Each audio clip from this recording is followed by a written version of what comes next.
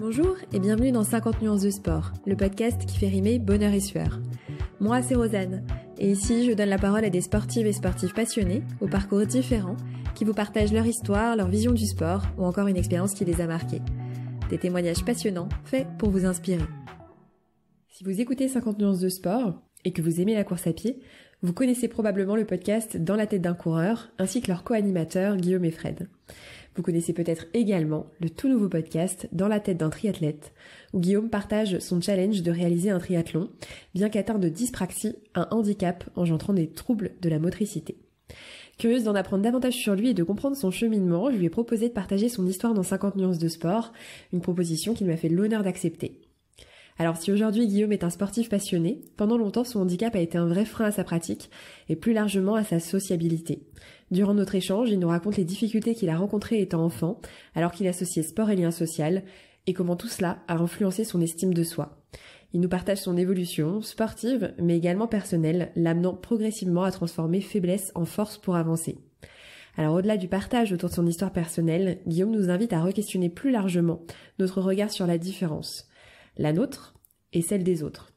Je ne vous en dis pas plus et je vous laisse tout de suite en notre compagnie. Très bonne écoute. Alors bonjour Guillaume, merci d'avoir accepté mon invitation, je suis ravie de te recevoir sur 50 nuances de sport. Alors Guillaume, t'es cofondateur et co-animateur des podcasts Dans la tête d'un coureur, 93 jours et le petit dernier Dans la tête d'un triathlète. Donc des podcasts qui sont largement connus par toute la communauté sportive, vous faites vraiment office de référence en la matière. Et si je souhaitais moi t'interviewer sur 50 nuances de sport, c'est parce que moi ce que j'adore c'est voir qui se cache justement derrière des visages, derrière des voix et notamment cette voix assurée que t'as dans ces podcasts-là, comprendre le cheminement qui t'a amené à en arriver là aujourd'hui et de pouvoir aujourd'hui partager autour de ta passion via le format podcast en particulier. Donc, est-ce que tu peux commencer par te présenter et parler un petit peu de qui tu es. C'est pour ceux qui ne te connaîtraient pas parce que. Bien sûr. Déjà, merci beaucoup de me faire l'amitié de m'inviter dans ton podcast. Un podcast que j'écoute, que j'ai beaucoup écouté notamment quand j'ai préparé mon marathon de Paris. Tu sais que tu cours beaucoup, t'as beaucoup de footing lent aussi et donc t'as besoin de compagnie quand tu cours très doucement la nuit ou très tôt le matin et le podcast c'est un bon partenaire pour ça. Et donc du coup, j'ai écouté pas mal de tes podcasts et c'est un podcast que j'apprécie et je trouve ce qui est bien dans ton émission, c'est que on identifie tout de suite le timbre, l'ambiance, on sait qu'on écoute un podcast 50 nuances de sport, tu vois. Ouais, à contrario, des fois d'autres podcasts que t'écoutes, tu sais plus trop c'est lequel, parce que ça peut être il y en a plein aujourd'hui qui font de l'interview et le tien vraiment quand on est sur du 50 nuances de sport, on voit vraiment qu'il y a une identité, on voit vraiment qu'il y a une sensibilité et la manière dont tu interviews aussi les personnes, c'est toujours très agréable, tu laisses parler les gens, c'est bravo, donc je suis très content de pouvoir y participer. Merci.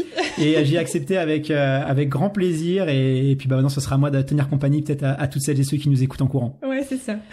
Écoute, merci beaucoup. Franchement, on va se faire les remerciements dès maintenant, hein, mais c'est Dans la tête d'un coureur, c'est juste le premier podcast en course à pied. C'est vrai que vous avez toujours soutenu les petits podcasts amateurs comme le mien, donc voilà, merci beaucoup pour ça. Donc, je suis vraiment super contente.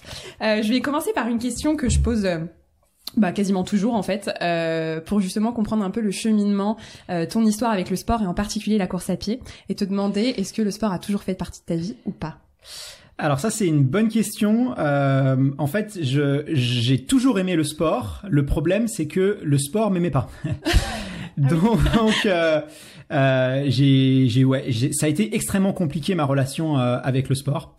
Déjà parce que j'en ai parlé récemment, c'est vrai que c'est quelque chose que je communiquais très très peu sur ça parce que pendant toute mon enfance et ma jeune vie d'adulte aussi je l'ai caché, mais je suis dyspraxique. Donc c'est un handicap invisible, la dyspraxie. En fait, c'est très simple, c'est un dysfonctionnement de mon cerveau au niveau de la zone qui contrôle entre autres la motricité. C'est au niveau du cortex parietal et du cervelet. Mais du coup, en fait, c'est très simple, c'est que mon corps et mon cerveau fonctionnent parfaitement. Le problème, c'est qu'ils ont du mal à fonctionner de manière coordonnée. C'est-à-dire que je vais avoir un léger différé entre mon cerveau et mon mouvement. Donc, tout simplement, je vais avoir du mal à automatiser certains gestes, comme des gestes très simples pour n'importe qui, comme faire ses lacets, couper une viande, faire de la corde à sauter. Tous les gestes qui vont nécessiter de la coordination vont être difficiles pour moi. Ça veut pas dire que je vais pas y arriver à les faire. Ça va simplement dire que je vais avoir beaucoup de difficultés à les réaliser et que je vais pas pouvoir les automatiser. Donc ça me demandait de l'effort, ça me demandait de l'énergie, ça va aussi beaucoup me fatiguer.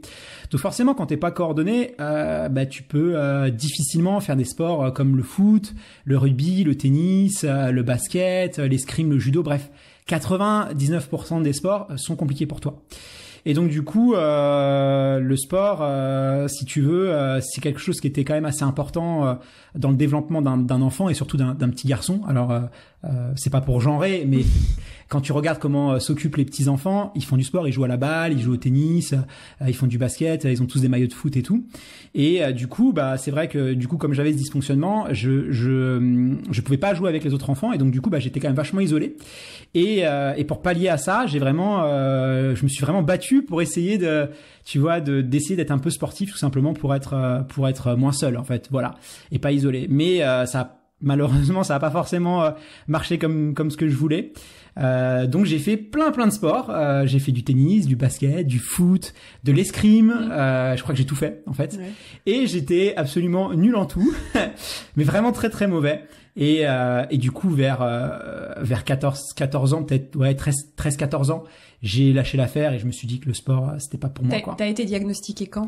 J'ai été diagnostiqué assez tôt, mais parce que on a assez vu rapidement quand j'étais petit que j'arrivais pas à m'habiller, que j'arrivais pas à me servir de l'eau, que j'arrivais pas enfin des gestes vraiment très simples. Et puis à l'école j'étais complètement à la ramasse parce que je pouvais pas écrire, j'avais beaucoup de problèmes à écrire, donc à apprendre l'orthographe, à suivre, parce que quand tu dois suivre un cours et écrire en même temps, moi c'est quelque chose qui est pas possible. C'est comme si je te demande de réciter une chanson et de suivre un cours de maths en même temps.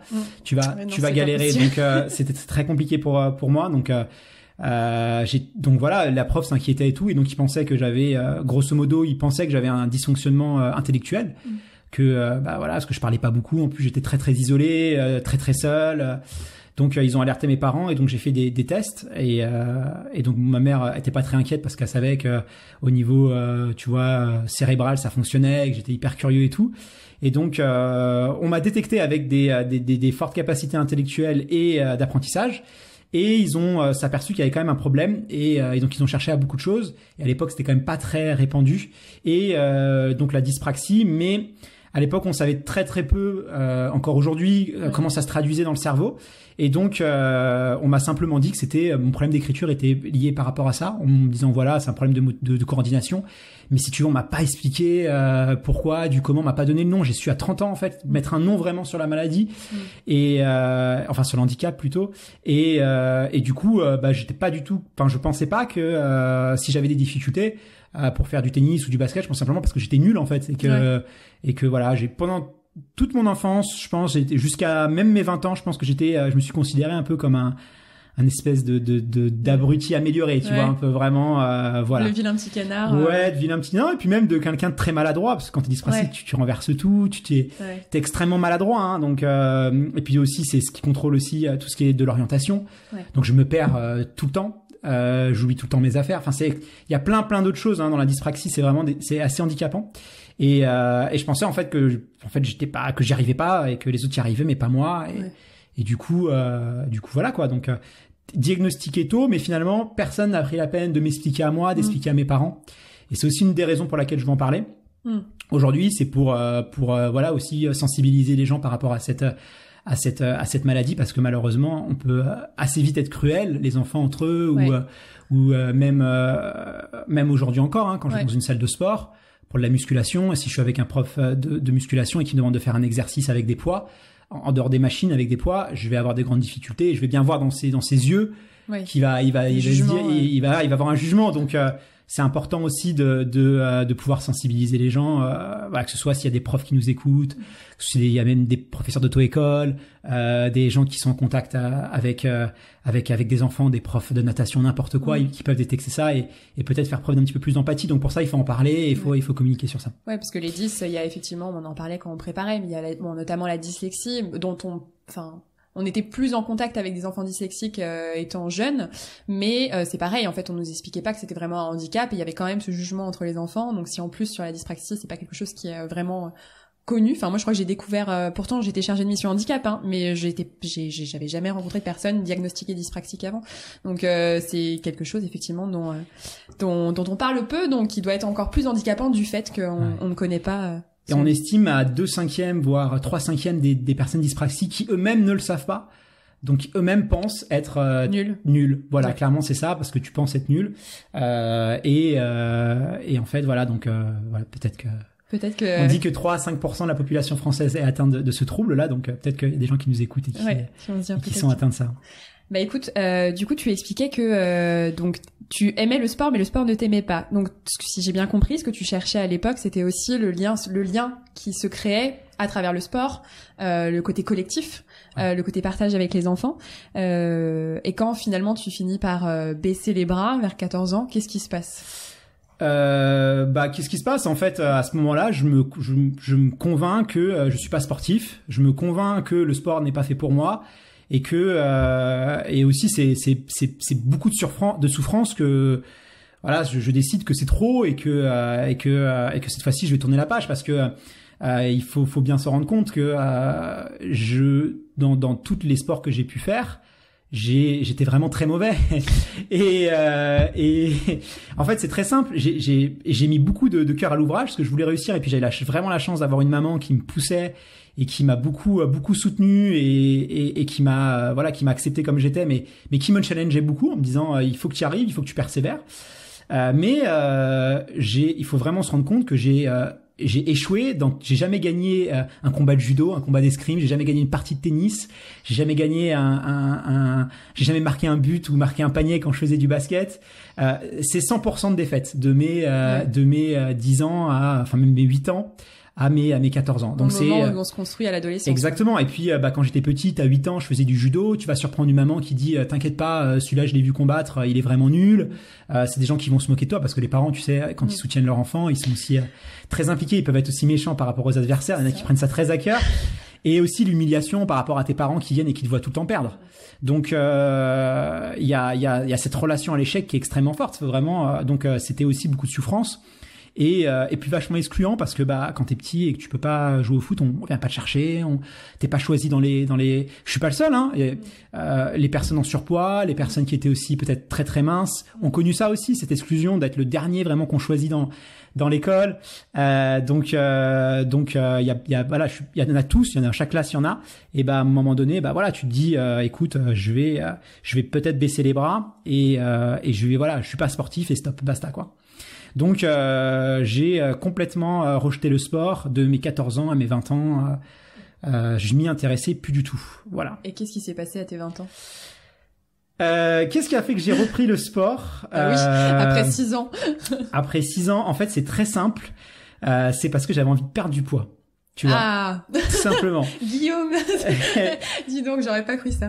C'est parce que j'avais besoin de perdre du poids. J'ai toujours fait le yo-yo. Tu sais que la relation à la nourriture, elle est aussi liée à la relation émotionnelle, hein, c'est évident. Donc j'ai toujours fait le yo-yo. Des années où j'étais assez mince, des années où j'étais plus bouboule, jamais vraiment être très gros, mais voilà.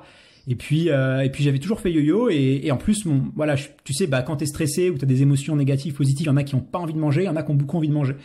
Et chez moi le stress c'est vraiment ça quoi, c'est-à-dire que je peux manger en fait ce que je veux, mais si je suis stressé ou je suis pas bien, là je vais prendre du poids. Hein. D'ailleurs quand on a fait dans la tête d'un triathlète et que j'ai reparlé de la dyspraxie, ça m'a réveillé des souvenirs en moi et du coup j'ai pris 3 kilos en une semaine, alors que j'ai pas pris 1 kilo pendant le confinement, tu vois. Et j'ai beaucoup plus mangé, mais le fait d'avoir déterré un peu tout ça, d'avoir fait des interviews, d'en avoir parlé, d'avoir aussi fait le point avec mes parents et tout, et d'avoir ressorti tout ça parce que c'est quand même beaucoup de souffrance. Ça m'a vraiment, pendant une semaine, j'ai pas dormi. C'était très très dur et j'ai pris 3 kilos. Et du coup, à un moment donné, j'étais dans une relation, comme beaucoup, hein, je pense que la course à pied, il y a beaucoup de gens qui débutent avec une histoire, un élément déclencheur en tout cas qui fait commencer. Et quoi qu'on en dise, quoi qu'on en pense, la course à pied c'est quand même le sport pour perdre du poids. Il faut pas se mentir. Si tu manges pas comme un petit cochon après et que t'arrives à quand même garder un déficit calorique, mais voilà, ça te demande rien, quoi. Ça te demande pas de. Et puis surtout, je peux le faire tout seul. Surtout, je peux le faire tout seul. Je peux le faire sans que personne me voit, parce que j'habitais dans les champs. Donc, je pouvais courir sans que personne me voie, sans que personne me juge. La course à pied, t'as aussi cette relation à la douleur Je pense aussi, voilà, cette relation à la douleur, de se sentir souffrir pour se rendre plus fort, pour se sentir exister aussi. Donc, ouais, une période compliquée après une séparation compliquée. Ouais. Et je me lance dans la course à pied, donc à la base pour perdre du poids. Et si j'avais su, je te jure, si j'avais su parce que ça allait m'emmener tout ça. Fou. Bah ouais.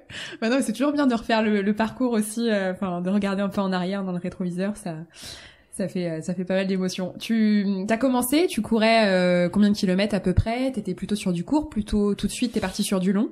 Non, j'étais alors je me souviens très très bien de la première fois où je suis allé courir, enfin vraiment, tu vois, pour aller courir en dehors de l'école et du traumatisme, je pense qu'ont vécu beaucoup d'élèves quand on t'oblige à courir et que t'en as pas envie, ou de faire du sport quand on n'a pas envie. Vraiment quand j'y suis allé courir, en tout cas de manière volontaire, la première fois, donc je me souviens très très bien, donc je suis parti, c'était ridicule, j'avais un short de foot ou de boxe, un t-shirt Zara en col V, avec mon iPod, et je suis parti en plus très sûr de moi, quoi, tu vois, c'est avec quand même un peu d'arrogance en me disant ouais, ça va le faire. Et au bout de 15 minutes, j'étais en asphyxie totale. J'étais parti beaucoup trop vite. Et même pas au bout de 15 minutes, je pense au bout de 10-11 minutes. Et d'ailleurs, je pensais que ça faisait 1 heure. Et quand j'ai regardé le temps sur l'iPod, je me suis rendu compte que ça faisait que 10 minutes. C'était ça.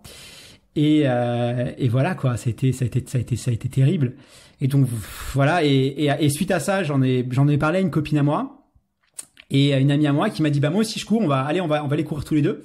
Et elle m'a mis aussi la raclée, quoi. Donc, et elle était pas sportive, hein. Donc, enfin, c'était pas une grande sportive. Ouais, ça fait du bien pour l'ego, la course. Ouais. Et du coup, ouais, voilà. Et du coup, là, je me suis dit, bon, allez, va falloir que je sois un peu plus sérieux et que je me prenne un peu en main, quoi. Mais en tout cas, la dyspraxie, pour le coup, sur la course à pied, ça ne pose pas de problème. Alors, ça me pose des problèmes quand même. On va dire que j'ai pas une très très belle foulée. Je l'ai améliorée parce que je me suis renforcé musculairement. Donc, j'ai travaillé le relâchement pour améliorer ma foulée. On peut toujours travailler sur quelque chose, même si on a une mauvaise foulée.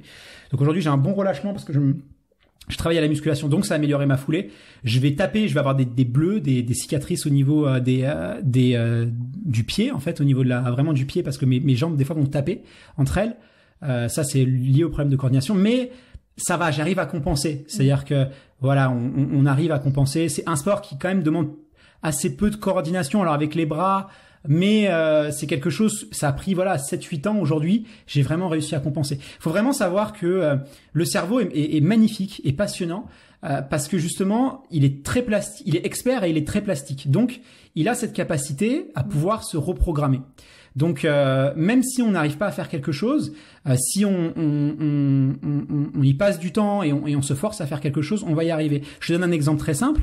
T'as un tiers des personnes qui naissent avec les structures génétiques qui vont leur donner qui vont les empêcher de pouvoir développer de bonnes aptitudes en mathématiques. C'est-à-dire que tu as un tiers des personnes qui sont pas prédisposées aux mathématiques.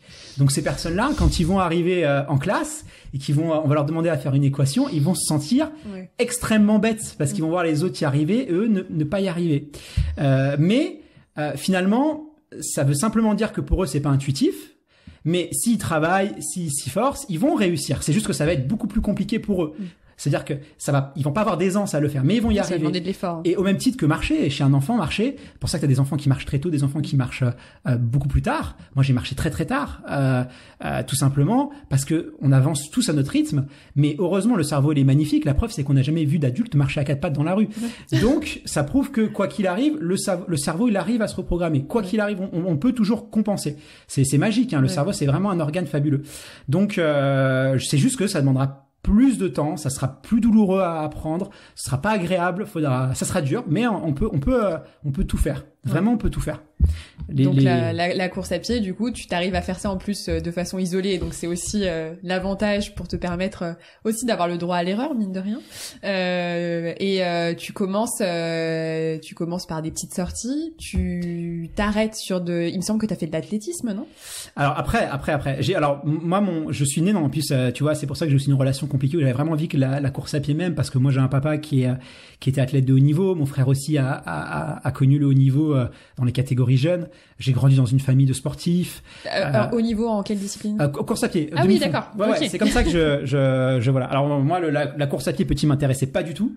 Parce que j'étais plus sur les sports collectifs, parce qu'il y avait cette volonté de lien social, et donc c'était vraiment le sport pour développer du lien social.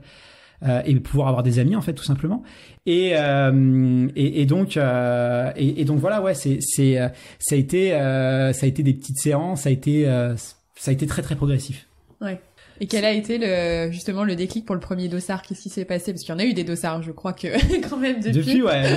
Depuis, il y a eu quelques dossards, ouais. Non, le premier déclic, c'est du coup je courais, je m'arrêtais, je reprenais. Au début, j'étais pas très régulier, j'étais pas très discipliné. Une fois que j'avais perdu du poids, j'ai un peu arrêté, j'en ai repris, j'ai repris la course à pied. Donc c'était un peu en dents de scie au début la course à pied, avant vraiment de me dire bon.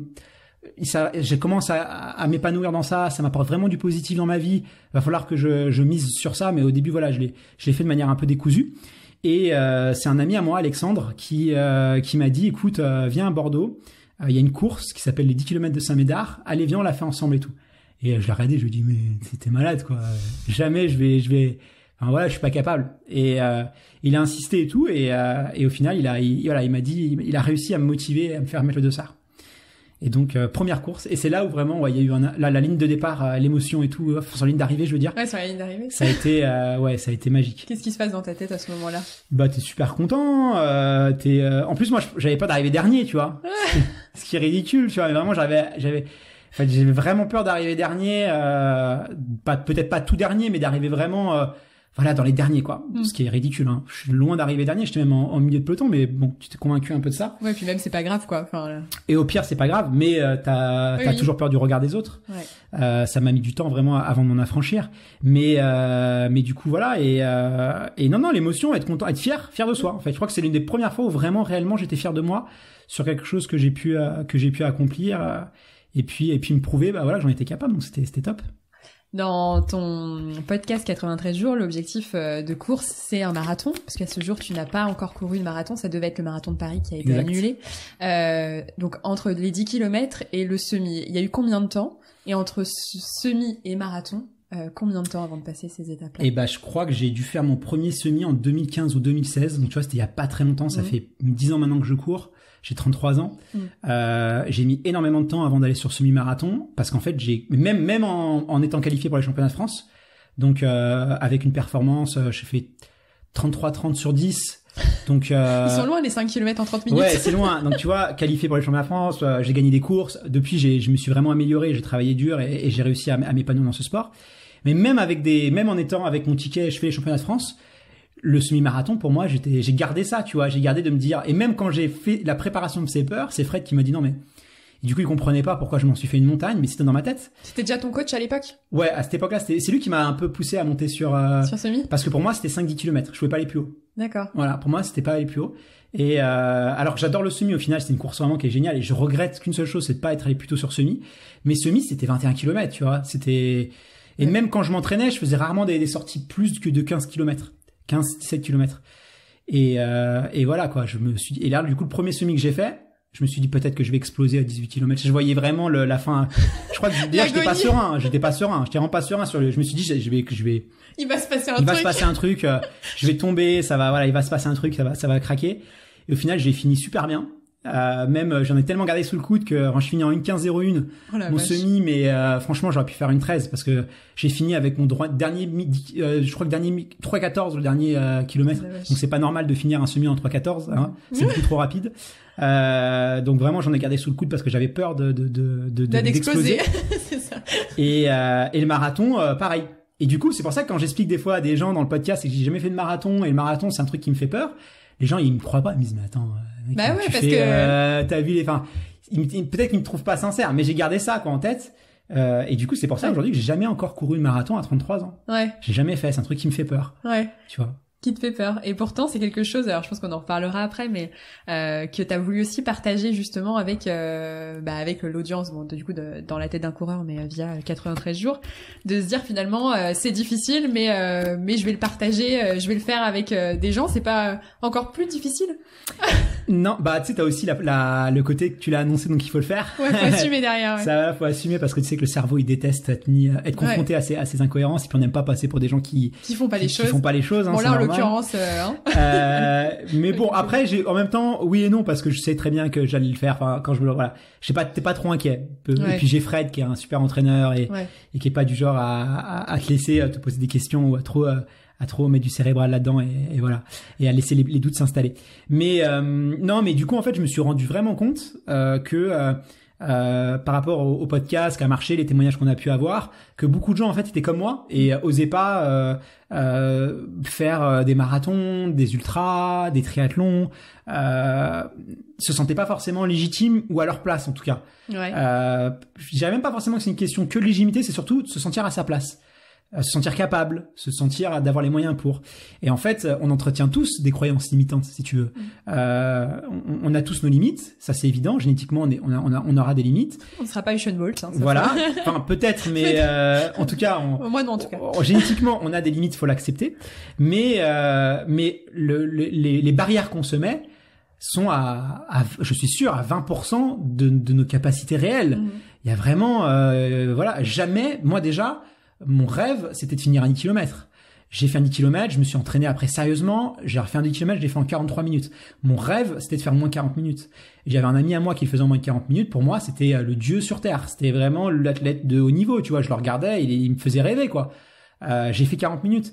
Et si on m'avait dit au début, tu vas faire les championnats de France et tu vas courir en temps 3 minutes, en fait, je me serais même senti insulté, tu vois. Genre, laisse-moi tranquille. Sors d'ici, quoi. Tu vois, sors d'ici, pars. J'en suis pas capable et je veux même pas que tu penses que j'en suis capable.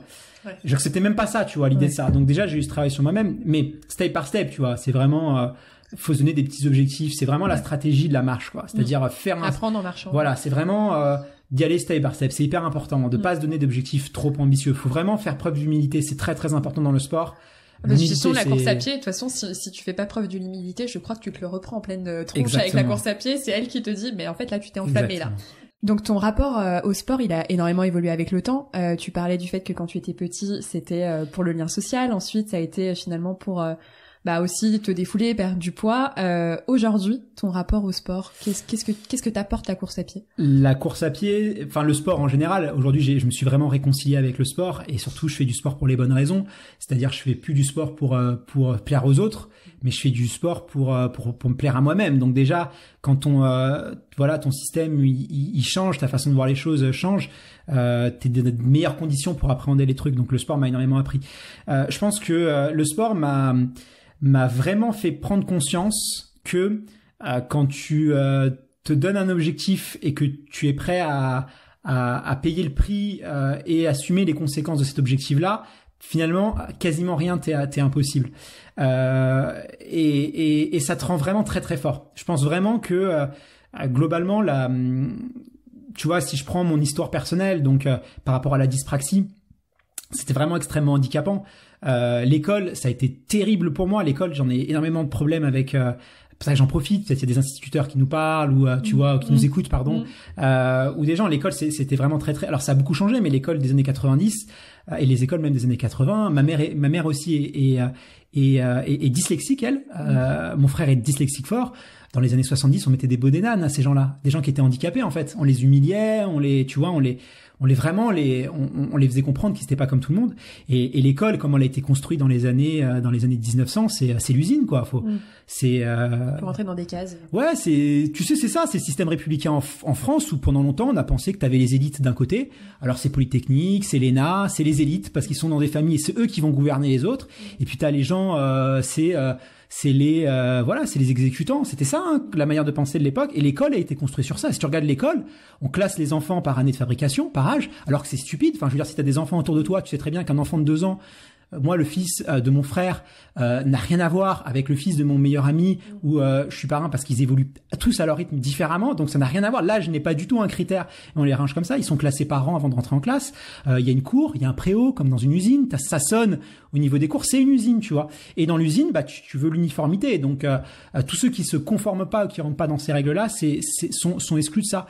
Et oui, alors on m'avait détecté, on m'avait donné une machine à écrire à l'époque, mais comme elle faisait du bruit, on m'avait mis au fond de la classe.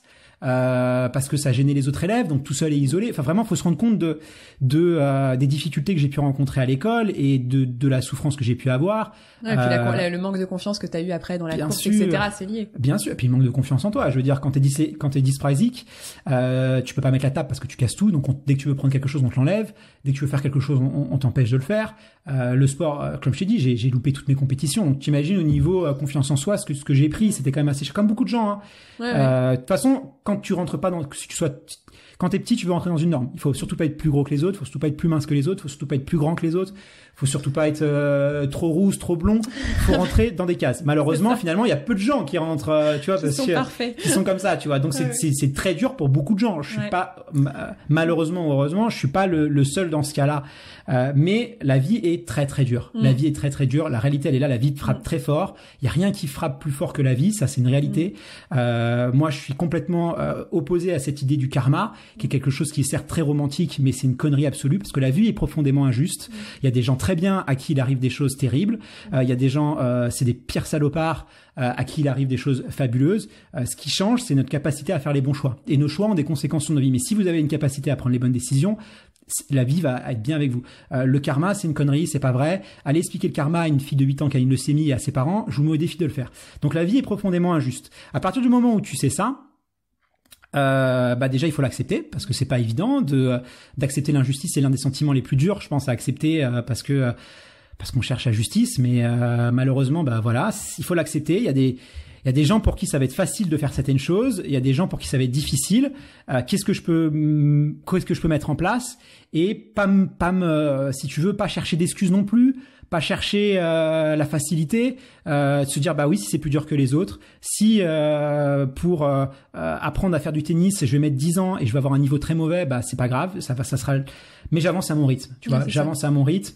Et arrêter de se conformer presque de se comparer en tout cas à ce qui devrait être la norme et qui finalement n'est pas la norme. C'est vrai qu'on en parlait en préparant, on parlait des singularités en fait. Personne, on est tous différents et au-delà de la différence qui est un mot qui est justement assez qui est assez clivant, c'est juste des singularités quoi, chacun est fait avec et c'est vrai que l'école, ça effectivement, moi je te rejoins là-dessus, c'est que tu parlais des gens qui sont pas aptes à faire des maths, on reste sur les maths, c'est presque l'élite qu'on faisait à l'époque. Maintenant ça n'a plus ce nom là déjà. Mais le bac S, c'était, on avait toutes les possibilités derrière et finalement tu faisais autre chose. Et c'est complètement irrationnel parce que ça s'appelle l'effet halo, c'est-à-dire que quand tu penses que quelqu'un est bon dans un domaine, tu vas avoir tendance à penser qu'il est bon dans tous les domaines. C'est-à-dire j'ai des prédispositions en maths, je suis très bon en maths, les gens vont penser que tu es bon partout. Et donc c'est pour ça qu'on a autant valorisé le bac S, mais c'est faux. Oui, c'est complètement faux. Oui. Aujourd'hui, et d'ailleurs on a vachement valorisé l'intelligence qui était liée à la mémoire, tout simplement parce que à l'époque il n'y avait pas d'ordinateur, on pouvait pas mémoriser. Il y a 200 ans, c'était celui qui avait la capacité d'apprendre le savoir et de le redonner, qui était vraiment le chef de village et le droïde, tu vois. Donc on a vachement valorisé la mémoire, sauf qu'aujourd'hui la mémoire, n'importe quel ordinateur débile, n'importe quel a cette capacité de mémoire et on pourra pas rivaliser avec eux. Donc déjà les choses changent. On voit bien que la valeur à part, et aujourd'hui tout ce qui est lié à l'émotionnel prend plus en plus de valeur. C'est pour ça que les footballeurs sont de mieux en mieux payés, c'est pour ça que tu as des youtubeurs qui sont de mieux en mieux payés, c'est pour ça que tu as des artistes qui sont de mieux en mieux payés, parce que c'est des gens qui sont capables de donner de l'émotion. Et aujourd'hui, et plus la société va aller, plus on va aller sur des choses qui sont beaucoup plus humaines et des choses qui sont beaucoup plus émotionnelles. Donc ce savoir-là va évoluer. Donc peut-être que dans 50 ans, si tu veux, là où on va mettre ce qu'on appelle l'intelligence va évoluer. Ouais. Donc on n'est jamais vraiment bête, on n'est jamais vraiment intelligent. C'est juste qu'il y a un moment donné, on accorde de la valeur à quelque chose, on est dans le bon. Évidemment, si tu étais mathématicien il y a 100 ans, c'était génial pour toi.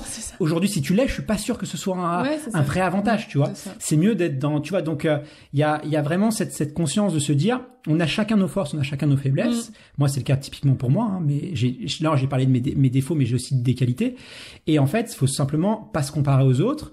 Et c'est cette fameuse, voilà, et c'est pour ça que j'en veux à l'école. C'est parce que l'école, c'est ce que disait une citation. Si tu juges un saumon à sa capacité de monter aux arbres, le saumon va penser qu'il est stupide. Non, c'est juste qu'il est juste pas fait pour monter aux arbres. Donc il y a ce côté-là de conformité, et on cherche aujourd'hui à se conformer à des masses plutôt qu'accepter sa singularité et de faire ce travail de se dire voilà, où sont mes forces, où sont mes faiblesses, comment je peux capitaliser sur mes forces, et surtout comment je peux travailler sur mes faiblesses. Ça, c'est hyper important. Et tu parles de tes forces, quelles sont-elles et à quel moment, parce que t'as eu beaucoup de manque de confiance en toi, t'en parlais.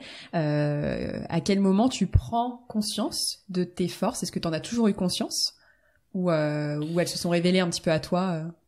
Non, ça c'est vraiment, je les ai. En fait, quand t'es petit, tu vois que ce qui va pas, c'est normal, hein, t'es là, Qu'est-ce qui te différencie? Qu'est-ce qui te différencie et tout, donc tu penses pas forcément. Je me suis rendu compte de mes forces, en fait, c'est vachement après coup. Je parlais, en fait, l'échec ne me fait plus peur.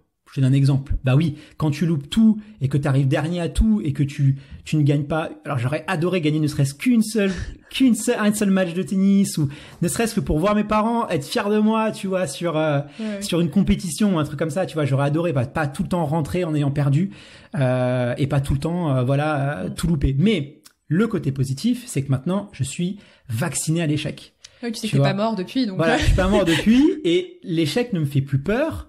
Le fait de perdre ne me fait plus peur. Et j'ai fait un métier, moi, qui est un métier dans les fonctions commerciales. J'ai eu la chance de bien évoluer dans mon parcours professionnel. Malheureusement, j'étais en échec scolaire, donc j'ai très vite été dirigé dans des filières malheureusement qui n'étaient pas forcément qui me correspondaient. Mais bon, bref, j'ai réussi à me remettre. J'ai vachement misé sur l'oral, tu vois, parce que je pouvais pas écrire, j'avais des difficultés à écrire, j'avais des difficultés au niveau de l'orthographe, j'ai vachement misé sur l'oral. Donc je me suis beaucoup mis sur de la vente et j'ai réussi vraiment à évoluer dans le milieu professionnel. Et je me suis rendu compte, la vente, c'est beaucoup d'échecs. Parce que quand tu es dans des projets ou l'entrepreneuriat aussi, c'est pareil. Moi, sur mes projets, sur 10 projets, je sais qu'il y en a 8 qui vont capoter. Et du coup, c'est une capacité de se dire, c'est pas grave. C'est pas grave. Moi, si j'en ai 8 ou j'en ai 9 qui capotent, j'en ai rien à faire. Ça me dérange pas. Et je me suis assez rendu compte par rapport à d'autres commerciaux avec qui j'ai évolué ou par rapport à d'autres personnes qui maintenant, aujourd'hui, ça fait 1 an et demi que je suis entrepreneur ou d'autres entrepreneurs qui sont vraiment terrorisés à l'idée d'échouer. Mais moi, je suis hyper à l'aise avec ça. Ça me dérange pas du tout. Ça me dérange pas du tout. Et du coup, ça, c'est vraiment cette vaccination à l'échec qui me permet de dire, même si j'ai 8 contrats, c'est pas grave, j'ai le 12e. Je suis pas gêné, je suis vacciné par rapport à l'échec. Perdre ne me fait plus peur. Et l'oral aussi, tu vois, le podcast aujourd'hui, tout le monde me dit, t'es super à l'aise, t'arrives à communiquer. L'oral m'a beaucoup aidé parce que j'ai vachement développé cette partie-là. Et aussi, la dyspraxie entraîne beaucoup un trouble de l'attention et de l'hyperactivité. Le trouble de l'attention, c'est terrible, c'est-à-dire que je suis diverti par un rien. Mais du coup, quand je suis incapable de regarder un film à la télé. Je peux pas suivre un film. Les seuls films que je vais pouvoir regarder, ça va être des très très bons films de Scorsese, des gens qui ont vraiment cette capacité de créer des schémas narratifs hyper structurés, hyper où toi il se passe toujours un truc. Et du coup, ça m'a beaucoup aidé dans ma façon d'écrire. Donc, quand j'écris mes scripts pour mes podcasts, je vais toujours essayer d'aller rechercher l'intention aux gens. Parce que moi, je suis comme ça, je la perds. Ouais. Mais du coup, aujourd'hui, tu vis dans un monde où les gens ont des smartphones, où les gens, même les gens qui n'ont pas de trouble de l'intention, ont aujourd'hui des problèmes d'intention parce qu'ils sont divertis par les notifications, les machins. Donc, en fait, mon trouble a fait qu'aujourd'hui, c'est vraiment devenu une force. Et dans la façon dont on a écrit nos podcasts, et c'est, je pense, une des raisons, en dehors du fait que j'ai un lien hyper fort avec la course à pied et que vraiment on met beaucoup d'amour dans les scripts, je pense que ça se ressent et que je suis convaincu que ça peut changer des vies et je pense que les gens le ressentent et ça c'est quelque chose qui se communique, mais aussi dans le travail de la rédaction, on a cette capacité à toujours rechoper l'attention des gens parce que je sais que quand ils courent, ils peuvent penser à autre chose, qu'ils peuvent avoir leur téléphone qui sonne et donc c'est tout le temps omniprésent dans ma tête de me dire comment est-ce qu'on peut toujours récupérer l'attention des gens. Donc tu vois, tout ça c'est des détails mais ça a été hyper bénéfique dans mon parcours de vie. Tu vois, ça a été ça m'a vraiment permis et aujourd'hui je suis hyper content, j'ai pu tu vois, je m'en sors bien, je suis épanoui, je peux m'acheter ce qui me donne envie, j'ai vraiment donc ça c'est t'as réussi à faire il a fallu passer par l'acceptation, je pense qui est indispensable, mais une fois que tu t'acceptes et que déjà tu as un diagnostic parce que tu disais qu'il y a pas mal de gens qui n'ont même pas conscience qu'ils sont atteints de ce trouble-là, t'acceptes et finalement tu fais le switch qui te permet de te dire moi ça me permet d'avoir ça en face quoi. Exactement, en fait c'est vraiment se dire que il y a un excellent livre pour ça qui est un livre d'Arnold Schwarzenegger qui s'appelle putain j'ai oublié le titre. Soit il te revient, sinon tu me le fileras après quand ça te reviendra. Une fois qu'on aura coupé le micro. On va passer 3 heures sur ça. Mais il expliquait ça. C'est un super livre pour ça et il expliquait ça. Tu vois, il disait notamment que son accent, tout le monde lui disait qu'il pourra jamais faire de cinéma parce que il avait un accent. Et James Cameron, ce qu'il a aimé dans Terminator, c'est justement cet accent qui donnait une voix de robot. Tu vois. Et quand il a voulu être gouverneur, tout le monde lui a dit tu pourras jamais être gouverneur parce que t'es un ancien bodybuilder et c'est pas crédible. Et c'est un excellent gouverneur de Californie. Il a passé des super réformes. Et en fait, tout son parcours, on lui a dit qu'il serait pas capable et qu'il pourrait pas. Et finalement, à chaque fois, il s'est rendu compte que ça l'a servi. Et dans un monde où il faut se différencier, c'est important des fois d'avoir des singularités. Ça les gens aiment bien quand même la singularité, donc c'est moi, quelque chose aussi que tu peux t'en servir. Hein. Moi, je me souviens quand j'étais petite, on me disait souvent que je parlais, tout le temps même, que je parlais très très vite, ce qui est un fait. Mais du coup, je le voyais comme quelque chose, tu vois, peut-être de négatif, comme je parle trop vite, donc c'est que je suis trop bavarde. Donc, et finalement, aujourd'hui, je sais que c'est ce que je préfère faire, parler, et j'ai apprivoisé ça, ce qui fait que j'arrive très bien à parler. Finalement, le podcast, c'est un format qui me plaît. Donc, c'est un peu le truc, voilà, c'est intéressant de voir. C'est aussi intéressant de se dire qu'est-ce qu'on nous a reproché presque. Et comment on peut renverser un petit peu c'est hyper important, cette capacité à avoir le verre à moitié plein. Ouais. Et je pense que dans la vie, si t'as pas cette capacité à relativiser, t'es foutu et c'est horrible de vivre la vie comme ça, quoi. Ouais, c'est subir en fait. Ouais, au lieu de rebondir on se rend pas compte de la chance qu'on a. Déjà, on est né en France. On est né, si vous êtes né en France, si vous êtes né en bonne santé, et si en plus vos proches sont en bonne santé, mais vous pouvez remercier la chance tous les jours. On se rend pas compte, c'est exceptionnel, quoi. Je veux dire, personne n'a le droit de se plaindre aujourd'hui. Réellement, personne n'a le droit de se plaindre, sauf si vous êtes peut-être au fin fond d'une cave en Afghanistan prisonnier et que tous vos proches pensent que là, à la rigueur, je peux concevoir que vous puissiez vous plaindre. Mais globalement, personne n'a le droit de se plaindre. En tout cas, en Occident, on n'a pas le droit de se plaindre. Ça veut pas dire que c'est pas difficile, ça veut pas dire que c'est pas dur, ça veut pas dire qu'il faut pas se battre et que c'est là, tu le disais, ça demande énormément d'énergie, hein. C'est très très dur. Ça veut juste dire que vous devez relativiser, parce que si vous relativisez pas, la vie elle est foutue, quoi. Ouais. La vie va être très terrible pour vous. On a déjà si peu de jours sur Terre. Tu parlais du fait que on a un petit peu évoqué justement la sphère un peu professionnelle. Tu disais que tu t'étais un peu débrouillée. C'est vrai que moi je suis allée sur ton profil LinkedIn parce que là ce que j'aimerais c'est qu'on parle justement un peu de ton histoire avec le podcast sportif, du coup de cette passion de la course à pied qui évolue et qu'aujourd'hui tu partages via le podcast. Et sur ton profil LinkedIn, j'ai beaucoup aimé, dans l'onglet formation, on peut lire j'ai appris sur le tas. Et c'est vraiment écrit j'ai appris sur le tas. Donc je trouve ça super intéressant. C'est ce que t'expliquais, que finalement t'as réussi à te débrouiller et à un petit peu évoluer. C'est quoi apprendre sur le tas quand en plus on a la dyspraxie, voilà, il faut faire ses preuves et que finalement, de ce que j'ai cru comprendre, t'as eu un beau parcours professionnel. Ouais, j'ai eu beaucoup de chance parce que je suis tombé sur des gens formidables qui m'ont beaucoup aidé, mais ils m'ont aidé parce que j'étais aussi capable de m'aider moi-même avant. Et je pense que les gens sont prêts à t'aider à la seule condition que déjà tu t'aides toi-même. Ça, c'est vraiment important de le comprendre. Nous, il y a beaucoup de gens qui nous envoient des messages en nous demandant j'ai fait ça, est-ce que tu peux parler de moi? J'ai fait ci, est-ce que tu peux et honnêtement, voilà, je leur explique que malheureusement c'est pas comme ça que ça marche et que va falloir se battre, va falloir se relever les manches et pas attendre que les autres fassent de la pub pour toi ou parce que c'est pas comme ça que ça se passe. Il faut déjà vous battre, il faut déjà accomplir des choses, et une fois que ça va se voir et que les gens vont se remarquer, là ils seront hyper heureux et enthousiastes à l'idée de vous aider. Mais ça passe par vous dans un premier temps. Donc quoi qu'il arrive, ça passera par vous. Mais quand vous faites, voilà, vous avez aussi la chance des fois de rencontrer des gens formidables. On en croise très très peu. C'est pour ça que vraiment il faut. Mais les gens, ouvrir les yeux. Voilà, il faut les saisir. Et j'ai vraiment eu de la chance de tomber sur des gens dans le monde professionnel qui m'ont beaucoup appris, qui m'ont beaucoup aidé. Très très peu. Hein, je te parle de 2-3 personnes, mais qui ont vraiment fait la différence. Et en fait, si j'écris ça sur LinkedIn, parce que je l'assume, pendant très longtemps, j'ai eu du mal à l'assumer.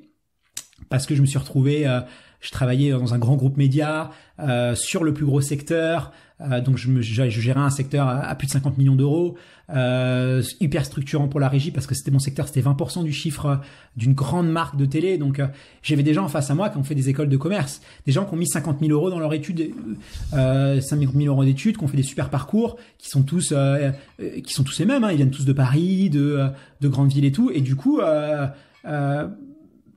ils comprennent pas, tu vois, ils trouvent ça injuste que moi finalement je m'en sorte alors que ils voient aussi certaines difficultés que je peux avoir. Donc il y a eu ce côté on te fait bien comprendre que t'es pas tant bon. Je te donne un exemple très simple, que je travaillais dans une grosse boîte de com avant de rentrer en télé, et je parle avec un mec qui était un actionnaire, un mec voilà, je vais pas citer son nom parce qu'il est assez connu dans les médias.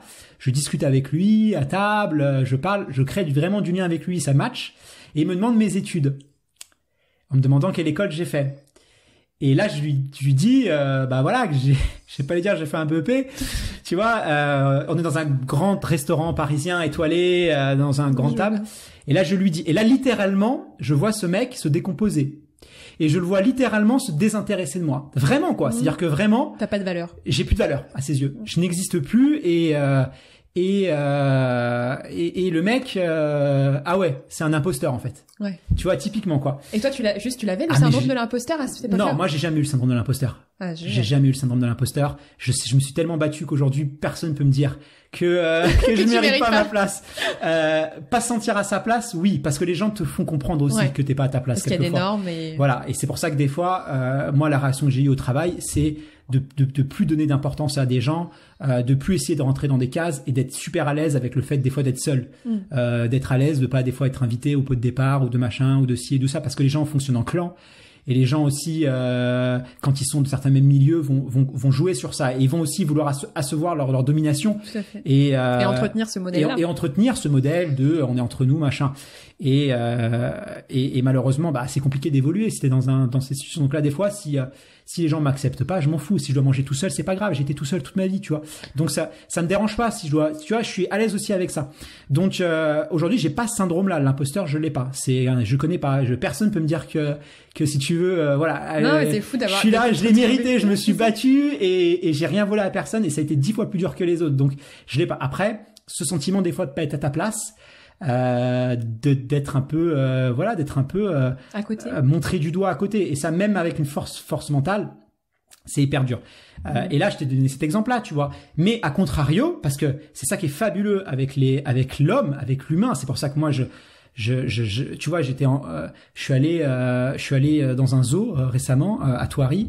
Il y avait un safari parce que tu vois, il y avait le confinement et on pouvait faire le safari. Donc on est en voiture et il y a un mec qui a jeté un papier de sa voiture avec des animaux qui étaient à côté, tu vois. Ça m'a profondément scandalisé, tu vois, parce que le mec, il est dans un parc naturel quelque sorte, il y a des animaux, il balance son papier, tu vois. Ça m'a profondément choqué.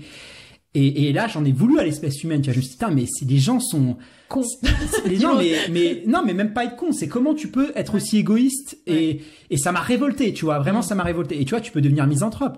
Des fois, tu vois ce qui se passe dans le monde. Tu peux devenir misanthrope quand tu vois l'égoïsme. Mais 30 secondes après, t'as un mec qui a mis son frein à main, qui est sorti et qui allait ramasser le papier. Et c'est ça qui est fabuleux, c'est que même s'il y a des gens méchants sur Terre, il y aura toujours des gens gentils qui vont rectifier ces conneries. La bienveillance. Voilà, qui vont être bienveillants. Et en fait, c'est ça qui est fabuleux sur Terre, et c'est ça aussi qui fait que c'est que même si t'as des connards, t'auras des gens bien, tu vois. Et donc, il y a des gens qui ont accepté cette singularité et qui m'ont donné mes chances et qui m'ont fait évoluer malgré cette singularité-là. On m'a donné vraiment ma chance à des moments donnés. Je te disais, quand j'étais en groupe média, j'ai fait passer un entretien d'embauche avec un mec. Il a pas regardé mon CV. Il m'a posé des questions hyper pertinentes. Le mec était hyper brillant. Il m'a énormément appris et il m'a fait évoluer. Et il s'est battu pour moi et tu vois, il a pris des responsabilités parce qu'il aurait pu se foirer. Il a filé un gros secteur à quelqu'un parce qu'il a eu confiance en moi. Donc, tu vois, il y a, voilà, cette capacité, on disait, de se dire, OK, il y a des gens qui vont pas me faciliter la tâche, il y a des gens qui vont me mettre des bâtons dans les roues, il y a des gens qui vont me critiquer, c'est pas grave. Il y a des gens aussi qui vont me tendre la main, ils sont moins nombreux, mais ils vont avoir plus d'impact dans ma vie. Tu décides de leur donner cette importance-là. Donc, aussi. c'est, capacité à s'entourer. Je pense que c'est hyper important quand tu es autodidacte, à observer les meilleurs, à toujours observer, écouter, regarder comment ils font, essayer de voir ce qui marche chez eux, essayer de comprendre les choses, toujours essayer de s'interroger sur pourquoi ça marche, pourquoi eux ils y arrivent, pas se dire ouais ils savent le faire et c'est un talent, c'est comme ça ils sont nés avec. Non, le cerveau, voilà, c'est les observer et les écouter, demander conseil, et puis toujours réapprendre, même quand tu sais faire, reapprendre à faire. On peut toujours faire mieux tout le temps. Donc voilà. Quand t'as démarré dans la tête d'un coureur, si je dis pas de bêtises, je crois que c'est novembre 2018, c'est ça, à peu près, fin d'année 2018. Ouais. Pour le coup, c'est pareil, t'as appris sur le tas. Comment ça se passe? Non, pas du tout. Alors oui, j'ai appris sur le tas, mais c'est en fait, t'es jamais vraiment autodidacte. C'est pas vrai, parce que des gens qui, c'est pour ça que ça me fait chier, moi, c'est pareil, c'est une image romantique, l'autodidacte. Mais en vrai, tu l'es pas. Parce que si on te met tout seul dans une forêt amazonienne, tu vas rien apprendre du tout. C'est pas vrai, t'es pas autodidacte. C'est ce que t'apprends des autres. Donc finalement, c'est juste que tu vas juste apprendre différemment des autres. Mais en fait, je suis pas autodidacte. En vrai de vrai, j'ai appris différemment, c'est tout. Mais voilà. Donc j'ai écouté des podcasts, beaucoup de podcasts. Me suis interrogé sur pourquoi j'aimais ce podcast-là, pourquoi lui plus qu'un autre, pourquoi cet épisode-là m'a plu qu'un autre. Voilà. Et j'ai tout décortiqué de A à Z. Et j'ai pris des notes. À côté de ton job de l'époque? Ouais, à côté de mon job de l'époque. Et c'est pas pour ça qu'on a été bon, parce qu'il y a plein de choses qu'on faisait mal, mais en tout cas, le fond était là et les bons trucs qu'il fallait faire, j'avais pas la technique, j'avais pas encore plein de choses on s'est vachement amélioré et heureusement et on continuera à s'améliorer. Mais voilà, je suis allé voir ce qui se faisait ailleurs sans copier. Parce que aujourd'hui, il y a des podcasts qui nous copient. C'est pas méchant, hein, je suis content parce que c'est une super reconnaissance et tout. Des fois, voilà, vraiment, c'est de la pure plagiat, mais c'est cool. Mais parce que c'est valorisé, moi ça me flatte, tu vois. Mais ça me fait la peine pour eux parce que je sais que les gens préféreront toujours l'original à la copie. Donc, tu vois, il faut piocher le meilleur. Il faut remettre à ta sauce, à ton histoire et réinterpréter à toi. Ça, c'est hyper important. C'est vrai, quand j'avais créé, moi, 50 nuances de sport, alors j'écoutais beaucoup de podcasts. Il y a un moment, j'ai arrêté d'en écouter parce que j'avais trop peur de cet effet-là, de me dire, en fait, je vais inconsciemment aller copier des choses et je vais me perdre moi-même et je vais me comparer aussi.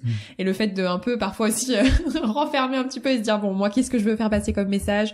Comment je veux le faire? Sur quelle base? Je pense que c'est super important. Et puis, tu vois, on en revient à ce que je disais en introduction tout à l'heure. C'est-à-dire que ton podcast, du coup, il a une vraie fibre. Et quand j'écoute 50 nuances de sport, je sais que je suis sur 50 nuances de sport parce que tu as cet ADN.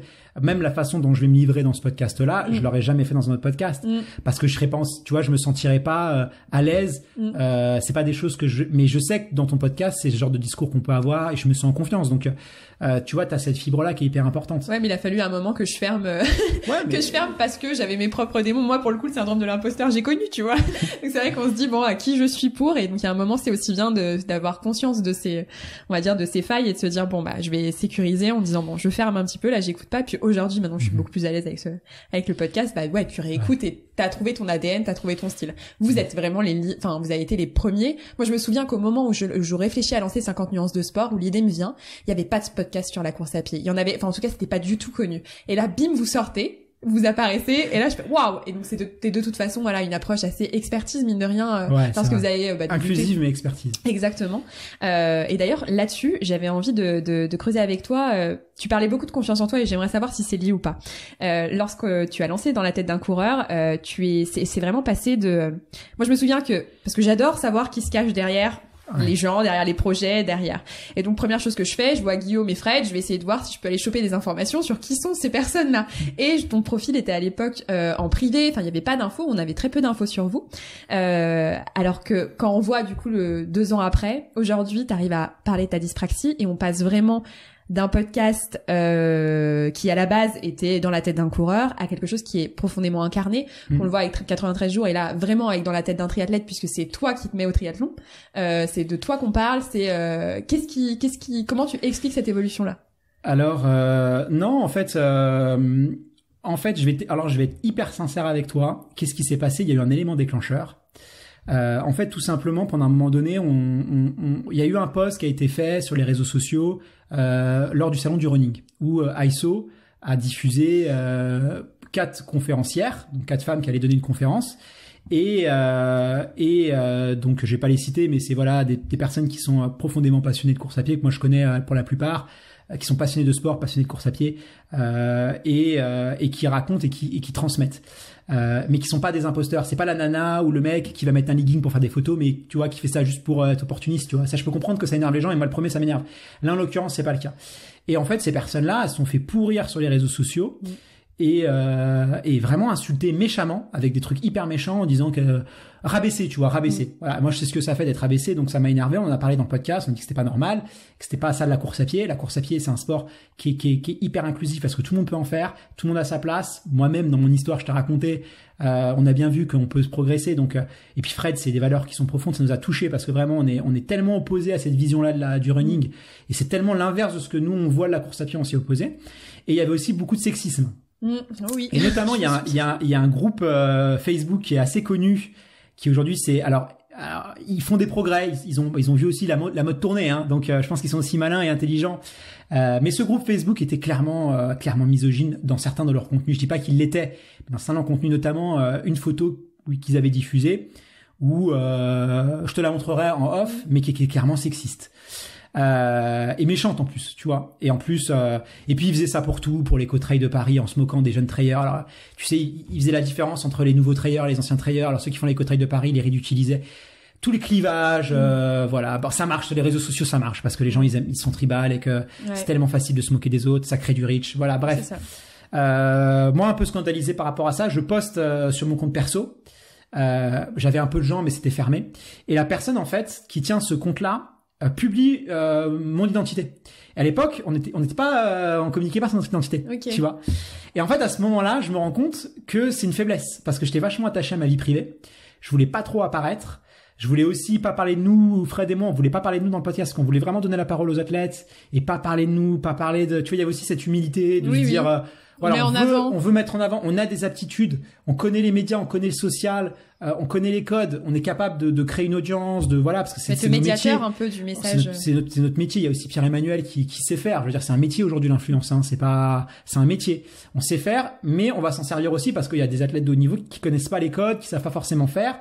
Et nous, on va essayer de créer une plateforme qui fait la paix entre l'influence et le sport de haut niveau et le sport amateur. Et ça sera une plateforme qui va faire échanger tout le monde. C'était là.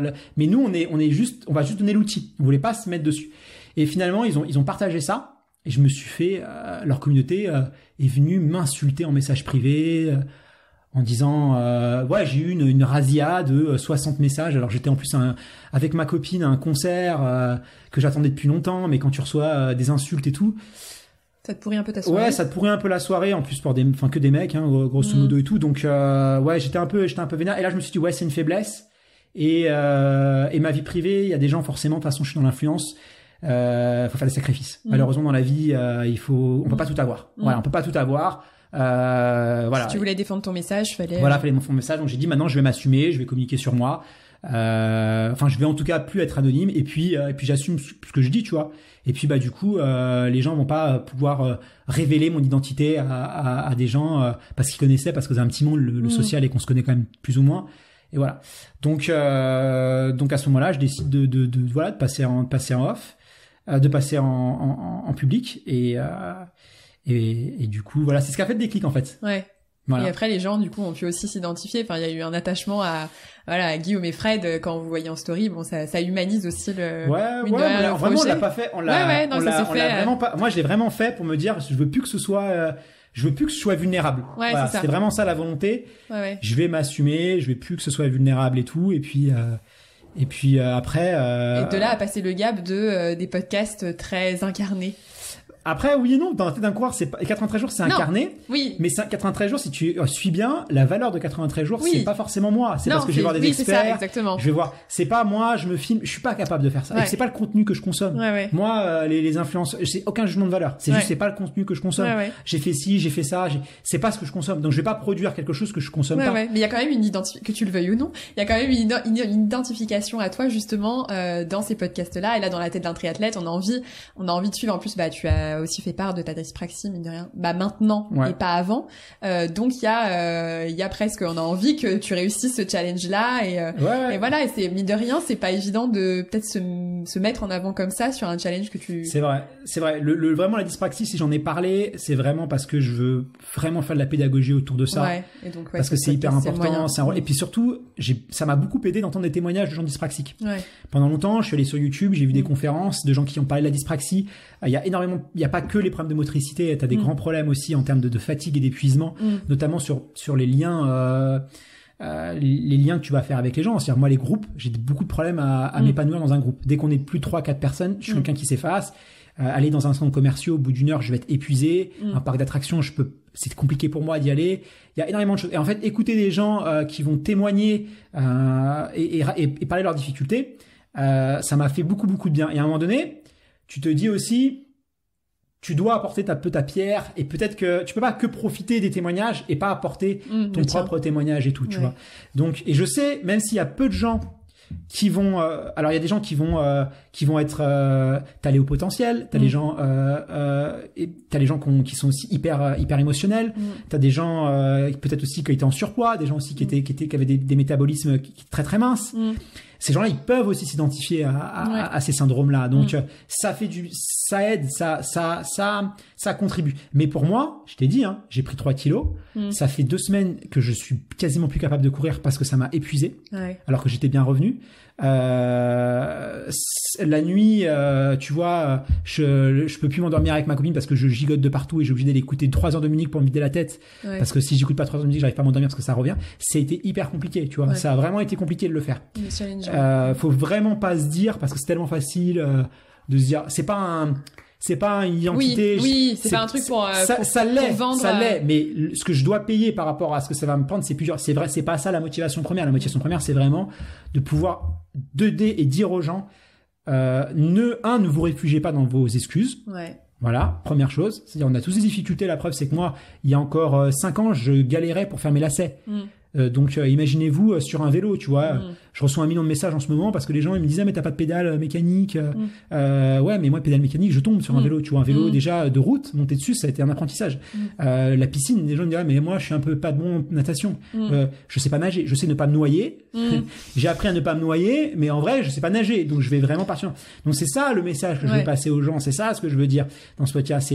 Ça va pas être comme 93 jours, ça va être un mélange de dans la tête d'un coup 93 jours, mais c'est dire aux gens, voilà, ne vous confortez pas dans vos excuses. Ouais. Oui, ça va être dur, mais vous pouvez y arriver.